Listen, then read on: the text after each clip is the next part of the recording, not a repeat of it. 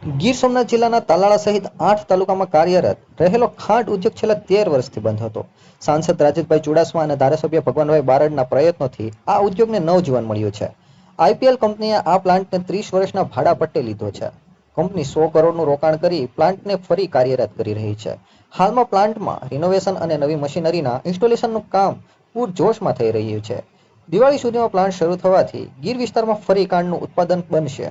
આ પ્લાન્ટ શરૂ થવાથી ગીરના શેરડી ઉત્પાદકો ખેડૂતોને ઘર આંગણે જ પાક વેચવાનું પ્લેટફોર્મ મળશે. સાથે જ હજારો લોકોને રોજગારીની તક મળશે. તાજેતરમાં સાંસદ રાજેશભાઈ ચુડાસમા, ધારાસભ્ય ભગવાનભાઈ બારડ, સંસ્થાના ચેરમેન ભીમસિંહભાઈ બારમોટિયા, જિલ્લા ભાજપ પ્રમુખ ડોક્ટર સંજયભાઈ પરમાર સહિતના પ્રતિનિધિ મંડળે પ્લાન્ટની મુલાકાત લીધી હતી.